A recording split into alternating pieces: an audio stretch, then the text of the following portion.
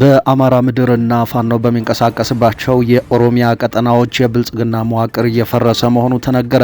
ከቀጠናው እየደረሱን ያሉ የቪዲዮ ማስረጃዎች እንዳረጋገጡት በኦሮሚያ ክልል ትላንት በተደረገው ውጊያ በርካታ የመከላከያ ሰራዊት ሲደመሰስ፣ በርካቶች ደግሞ እድል የቀናቸው ለፋኖ እጅ ሰጥተዋል። ውጊያው አሁንም በተለያዩ ግንባሮች የቀጠለ ሲሆን ጦሩ እየፈረሰ መሆኑ ተነግሯል። ሰላም ጤና ይስጥልን፣ እንደምንዋላችሁ ክቡራትና ክቡራን አድማጭ ተመልካቾቻችን ከኢትዮስ ሚዲያ ዝግጅት ክፍል የዕለተ ሰንበት የቀን መረጃዎችን ይዘን ቀርበናል። ለመከታተል ያመቻችሁ ዘንድ ዋና ዋና ርዕሶቹን በቅድሚያ እናስተዋውቃችሁ። በምስራቅ ወለጋ ዞን እየተካሄደ ያለው የትጥቅ ትግል ከጊዜ ወደ ጊዜ እየተጠናከረ መጥቷል። የአማራ ፋኖ ብሔራዊ ንቅናቄ የወለጋ ቢዛሞ ቀጠና ያንሻ ሰይድ እዝ በትናንትናው ዕለት ብቻ ባገዛዙ 69ኛ ክፍለ ጦር ላይ ድል መቀዳጀቱን አስታውቋል።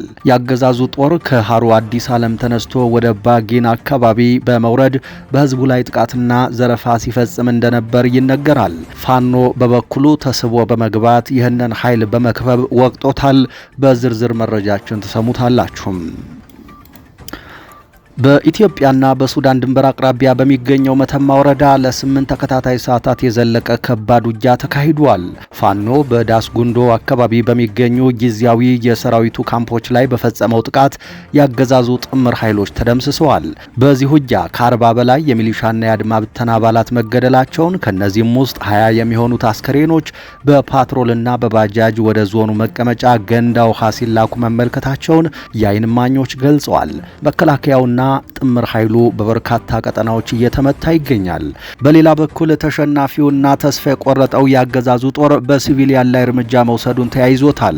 ለፋኖ ምግብ ሰርታችኋል በሚል ሰበብ አርሶ አደሮች ጭምር በአሰቃቂ ሁኔታ እየተገደሉ መሆኑ ታውቋል። የባጃጅ አሽከርካሪዎችም ፋኖ ጭናችኋል በሚል እየተገደሉ ሲሆን፣ የሞተር ተሽከርካሪዎች ደግሞ ለፋኖ ትራንስፖርት ይውላሉ በሚል እየተቃጠሉ መሆኑ ተነግሯል። በዝርዝር ትሰሙታላችሁ። በሱዳን ድንበር አካባቢ በሚገኙ የህወሓት ወታደራዊ ካምፖች ላይ ተከታታይ የድሮን ጥቃቶች ተፈጽመዋል። በተለይ ሸረሪናና ሐሸባ ተብለው በሚጠሩት ካምፖች ላይ የደረሰው ጥቃት ከፍተኛ ወታደራዊ ኪሳራ አስከትሏል። በእነዚህ ካምፖች ውስጥ የነበሩ የጦር መሳሪያ መጋዘኖች፣ የሎጂስቲክ ማዕከላትና መሰረተ ልማቶች ሙሉ በሙሉ መውደማቸው ተነግሯል። በድሮን ጥቃቱ በርካታ ታጣቂዎች መገደላቸውን መረጃዎች ያሳያሉ። ተከታታይ የድሮን ጥቃቶችን ተከትሎ የህወሓት ታጣቂዎች ካምፖቹን ለቀው ወደ ሌላ ቦታ መንቀሳቀስ ሂደት ተጀምሯል። ይህ በእንዲህ እንዳለ ከመቀሌ ወደ አዲስ አበባ ይጓዙ የነበሩ 5 አውቶቡሶች ራያ መሆኒ ከተማ መግቢያ ላይ በታጣቂዎች በቁጥጥር ስር ውለዋል። በአርሚ 43 በቁጥጥር ስር እንደዋሉም ተነግሯል። በዝርዝር መረጃውን ከኛ ጋር ከቆያችሁ ተሰሙታላችሁ። እስራኤል በጋዛ በፈጸመችው ጥቃት የአልጀዚራ ባልደረባን ጨምሮ 6 ሰዎች መገደላቸውን ባለስልጣናት አስታወቁ። እስራኤል በጋዛ በፈጸመቻቸው ጥቃቶች የአልጀዚራን የካሜራ ባለሙያና አንድ ሕፃንን ጨምሮ 6 ሰዎች መገደላቸውን የጤና ባለስልጣናትና የህይወት አድን ሰራተኞች ተናግረዋል። አልጀዚራ ቅዳሜ ዕለት በማዕከላዊ ጋዛ ቤቱ ውስጥ ሳለ በተፈጸመ ጥቃት የተገደለውን አህመዲን ዊሻህ የተባለውን ሰራተኛውን ሞት በተመለከተ ባወጣው መግለጫ ይህንን አስከፊ ሰዎችን ኢላማ የማድረግና መግደል ወንጀል በጥብቅ እናወግዛለን ሲል ተቃውሟል። እስራኤል እንደ አዲስ የጀመረችውን ጥቃት ተከትሎ የኢራንና የአሜሪካ ድርድርም መፍረሱ ተነግሯል። በዝርዝር ትሰሙታላችሁ። ክቡራትና ክቡራን እነዚህን ያስተዋወቅናችሁን ዋና ዋና ጉዳዮች ጨምሮ ሌሎችን መረጃዎች ከዚህ ቀጥለን በዝርዝርና በትንታኔ ወደ እናንተ እናቀርባለን። በየቀኑ በኢትዮስ ሚዲያ የሚተላለፉ አዳዲስ መረጃዎችን ለመከታተል ቻናሉን ሰብስክራይብ ማድረግዎን እርግጠኛ ይሁኑ። በቀጥታ ወደ ዝርዝር መረጃው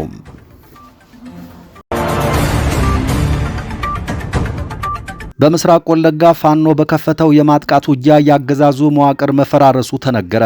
በኦሮሚያ ክልል ምስራቅ ወለጋ እየተካሄደ ያለው ውጊያ ከጊዜ ወደ ጊዜ እየተጠናከረ መጥቷል። የአማራ ፋኖ ብሔራዊ ንቅናቄ የወለጋ ቢዛሞ ቀጠና ያንሻ ሰይድ እዝ በትናንትናው ዕለት በ69ኛ ያገዛዙ ክፍለ ጦር ላይ ታሪካዊ ድል መቀዳጀቱን አስታውቋል።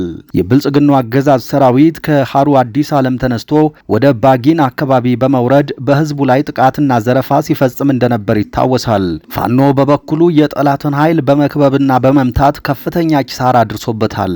9 ሰዓታት የፈጀው ይህ ውጊያ በአገዛዙ ሰራዊት ላይ ያደረሰው የሰውና የቁሳቁስ ኪሳራ እጅግ ከፍተኛ ነው። በአጠቃላይ 103 ያገዛዙ ኃይል ኃይል ወዲያውኑ ሲደመሰስ 56 የሚደርሱ ታጣቂዎች ደግሞ መማረካቸው ተረጋግጧል።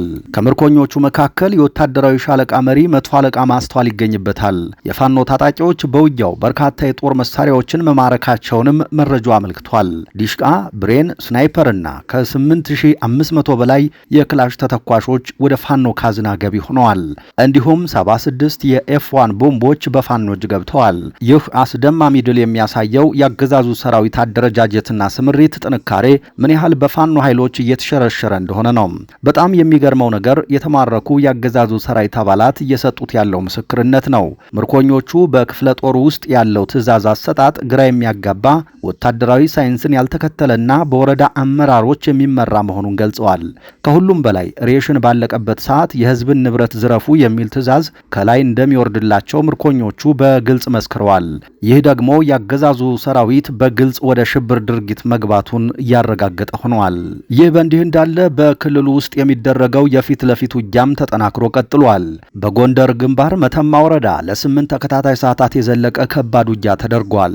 ፋኖ በዳስ ጉንዶ አካባቢ በሚገኙ ጊዜያዊ ያገዛዙ ካምፖች ላይ ባደረሰው መብረቃዊ ጥቃት ያገዛዙ ጥምር ኃይሎች ከምሽጋቸው ሳይወጡ አልቀዋል። ከ40 በላይ የሚሊሻና የአድማ ብተና አባላት በዚህ ውጊያ ሲገደሉ ከነዚህ ውስጥ 20 የሚሆኑት አስከሬኖች በፓትሮል እና በባጃጅ ወደ ዞኑ መቀመጫ ገንዳ ውሃ ሲላኩ መመልከታቸውን የዓይን እማኞች አረጋግጠዋል። ፋኖ ካምፑን ሲቆጣጠር 43 ክላሽንኮቭ ጠመንጃዎችን፣ ከፍተኛ መጠን ያለው ተተኳሽ እንዲሁም በካምፑ የነበረውን ሬሽን እና ሎጂስቲክ ሙሉ በሙሉ መውሰዱ ታውቋል። በመተማ ዳስ ጉንዶ አካባቢ በተደረገው ውጊያ የአድማ ብተና የሻለቃ አዛዥ ተገድሏል። በጎንደር በንፋስ መውጫ ከተማም ሌላኛው የአድማ ብተና የሻለቃ አዛዥ ሌሊቱን ተገድሎ ተገኝቷል። የሻለቃ አዛዡ መገደል እስካሁን በውል ባይታወቅም ከአካባቢው የመከላከያ አዛዥ ጋር የነበራቸው ተደጋጋሚ አለመግባባት ለውሳኔው እንደ ምክንያት እንደሚነሳ ዘገባው ጠቁሟል። ያገዛዙ ኃይል እርስ በርሱ መባላት የጀመረ ሲሆን ድል ርቆት በሽንፈትና በተስፋ መቁረጥ መካከል እንደሚገኝ ይህ የአዛዦች የእርስ በርስ መገዳደል ዋነኛው መገለጫ ሆኗል። ይህ በእንዲህ እንዳለ ተሸናፊውና ተስፋ የቆረጠው ያገዛዙ ጦር በስማዳና በስቴ ገጠራማ አካባቢዎች በሲቪሊያኑ ላይ እርምጃ መውሰድ መጀመሩ ተነግሯል። ለፋኖ ምግብ ሰጥታቸዋል በሚል ሰበብ አርሶ አደሮች በአሰቃቂ ሁኔታ እየተገደሉ መሆኑም ተነግሯል። ጸዶዬ በተባለ አካባቢ አንድ የባጃጅ አሽከርካሪ በወታደሮች ተገድሎ ባጃጁ እንዲቃጠል መደረጉም ተሰምቷል። ለፋኖ የትራንስፖርት አገልግሎት ይሰጣሉ በሚል የሞተር ብስክሌቶችና ባጃጆችም እየተቃጠሉ መሆኑን ከቦታ የደረሰን መረጃ አረጋግጧል። የሕክምና ባለሙያዎችም ፋኖን አክመዋል በሚል ታስረዋል። የጤና ተቋማትና ፋርማሲዎች ተዘርፈዋል። እንዲሁም በቤት ለቤት ፍተሻ ስም በርካታ አርሶ አደሮች ድብደባ እየተፈጸመባቸውና እየታሰሩ ይገኛሉ። በጎንደር ቀጠና ከፍተኛ የሆነ ወታደራዊ ውጥረት መኖሩንም ለማረጋገጥ ችለናል። መከላከያ ሰራዊቱ ሜካናይዝድ ኃይሉን ወደ ዳስ ጉንዶና መተማ አካባቢዎችም አስገብቷል።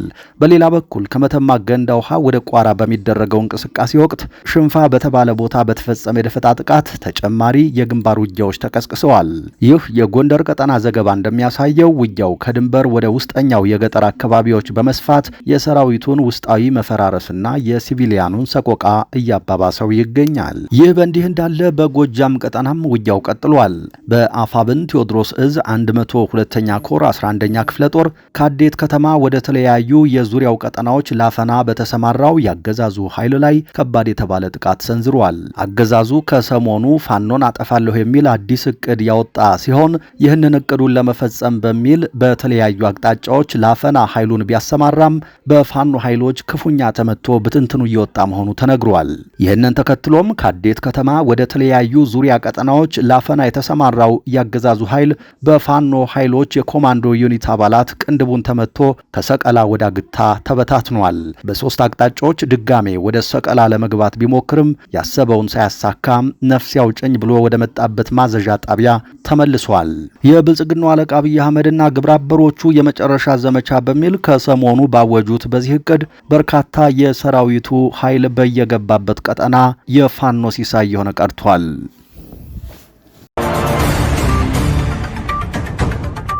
በሱዳን ድንበር አካባቢ በሚገኙ የህወሓት ወታደራዊ ካምፖች ላይ ተከታታይ የድሮን ጥቃቶች ተፈጽመዋል። በተለይ ሸረሪናና ሐሻባ ተብለው በሚጠሩ ካምፖች ላይ የደረሰው ጥቃት ከፍተኛ ወታደራዊ ኪሳራ አስከትሏል። በእነዚህ ካምፖች ውስጥ የነበሩ የጦር መሳሪያ መጋዘኖች፣ የሎጂስቲክስ ማዕከላትና መሰረተ ልማቶች ሙሉ በሙሉ ወድመዋል። በድሮን ጥቃቱ በርካታ ታጣቂዎች መገደላቸውን መረጃዎች ያሳያሉ። ተከታታይ የድሮን ጥቃቶችን ተከትሎ የህወሓት ታጣቂዎች ካምፖቹን ለቀው ወደ ሌላ ቦታ የመንቀሳቀስ ሂደት ተጀምሯል። ለረጅም ዓመታት ዋና ወታደራዊ ማዘዣ ሆኖ የቆየው የሸረሪና ካምፕ በአሁኑ ሰዓት ታጣቂዎች ለቀውት እየወጡ እንደሆነ ተዘግቧል። ወታደራዊ መረጃዎችን ለውጭ አካል አሳልፈው ሰጥተዋል በሚል ጥርጣሬም በርካታ የህወሓት ወታደራዊ አዛዦች በሽራሩ አካባቢ በቁጥጥር ስር መዋላቸው ተነግሯል። በሌላ በኩል ተከዚ ወንዝ አካባቢ ወደ ኢትዮጵያ በመሻገር እጃቸውን ለመስጠት ሞክረው የነበሩ ወደ 30 የሚጠጉ ታጣቂዎች በህወሓት ወታደራዊ አዛዦች ተጠርጥረው በቁጥጥር ስር መዋላቸው ታውቋል። በራያ ግንባር ራያ ባላና በሰሌን ውሃ አካባቢዎች ህወሓት ሌሊቱን በርካታ አዲስ ምልምሎችን በፓትሮል መኪናዎች በመጫን ወደ ግንባር ስምሪት ማድረጉን ዘገባው አክሎ ገልጿል። ይህ በእንዲህ እንዳለ ከመቀሌ ወደ አዲስ አበባ ይጓዙ የነበሩ 5 አውቶቡሶች ራያ መሆኒ ከተማ መግቢያ ላይ በህወሓት ታጣቂዎች በቁጥጥር ስር ውለዋል። ከመቀሌ ወደ አዲስ አበባ ይጓዙ የነበሩ 5 አውቶቡሶች ራያ መሆኒ ከተማ መግቢያ ላይ በህወሓት ታጣቂዎች በቁጥጥር ስር መዋላቸው የተነገረው። በተለይ አርሚ 43 የሚባለው ኃይል ነው በቁጥጥር ስር እንደዋላቸው የተነገረው። ታጣቂዎቹ አውቶቡሶቹን ያገዱት ተሳፋሪዎቹ ወጣቶች በመሆናቸውና ወደ አዲስ አበባ ለማምለጥ በመሞከራቸው ነው። በድምሩ ወደ 300 የሚጠጉ ወጣቶች ተይዘው ራያ መሆኒ ከተማ ወደሚገኙ ጊዜያዊ ካምፖች እንዲሁም ወደ ሀየሎ ማርያና መሆኒ ትምህርት ቤቶች እንዲገቡ ተደርገዋል። ወጣቶቹ በቀጣይ ቀናት ወደ ወታደራዊ ካምፖች ሊወሰዱ እንደሚችሉ መረጃዎች ጠቁመዋል። ህወሓት ቀደም ሲል ከትግራይ ወደ አዲስ አበባ የሚደረገውን እንቅስቃሴ ለመግታት የኬላ ጥበቃዎች እንዲጠናከሩ ትዕዛዝ መስጠቱ ይታወቃል።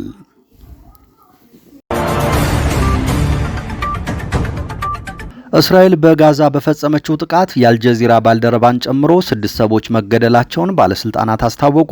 እስራኤል በጋዛ በፈጸመቻቸው ጥቃቶች የአልጀዚራን የካሜራ ባለሙያና 1 ሕፃንን ጨምሮ 6 ሰዎች መገደላቸውን የጤና ባለስልጣናትና የህይወት አድን ሰራተኞች ተናግረዋል። አልጀዚራ ቅዳሜ ዕለት በማዕከላዊ ጋዛ ቤት ውስጥ ሳለ በተፈጸመ ጥቃት የተገደለውን አህመድ ዊሻህ የተባለውን ሰራተኛውን ሞት በተመለከተ ባወጣው መግለጫም ይህንን አስከፊ ሰዎችን ኢላማ የማድረግና የመግደል ወንጀል በጥብቅ እናወግዛለን ሲል ተቃውሟል። የእስራኤል መከላከያ በበኩሉ ዊሻህ በሐማስ ውስጥ ያለ ወታደራዊ ክንፍ አልሞ ተኳሽ አሸባሪ ነው ሲል ወንጅሎታል። በጋዛ የሚገኘው የሐማስ ጤና ሚኒስቴር ሐማስ እና እስራኤል በጥቅምት ወር የተኩስ አቁም ከደረሱ በኋላ በተፈጸሙ ጥቃቶች 1007 ሰዎች መገደላቸውን ይፋ አድርጓል። አልጀዚራ ቅዳሜ ዕለት የዊሻህ ሞት ሁሉንም ዓለም አቀፍ ሕጎችና ደንቦች የሚጥስ አዲስና ግልጽ የሆነ እርምጃ ነው፣ እንዲሁም ጋዜጠኞችን ኢላማ የማድረግና የእውነትን ድምጽ የማጥፋት ቀጣይ ስልታዊ ፖሊሲን ያንጸባርቃል ብሏል። የእስራኤል ጦር በበኩሉ ዊሻህ ከቅርብ ወራት ወዲህ በእስራኤል ወታደሮች ላይ ወደሚሰነዘሩ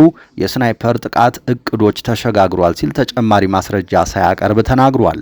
እንደ ሆስፒታልና የአደጋ ጊዜ ሰራተኞች መረጃ ከሆነ በቡሬጂ የስደተኞች መጠለያ በሚገኘው የዊሻህ ቤት ላይ በተፈጸመ ጥቃት ሌሎች 2 ሰዎችም ተገድለዋል። የእስራኤል ጦር ሌሎች የተገደሉት ሰዎችም የሐማስ አባላት ናቸው ሲል ወንጅሏል። የአልጀዚራ ዘጋቢ የሆነው የዊሻህ ወንድም ሙሐመድ ሚያዚያ ወር ላይ በተፈጸመ ጥቃት ተገድሏል።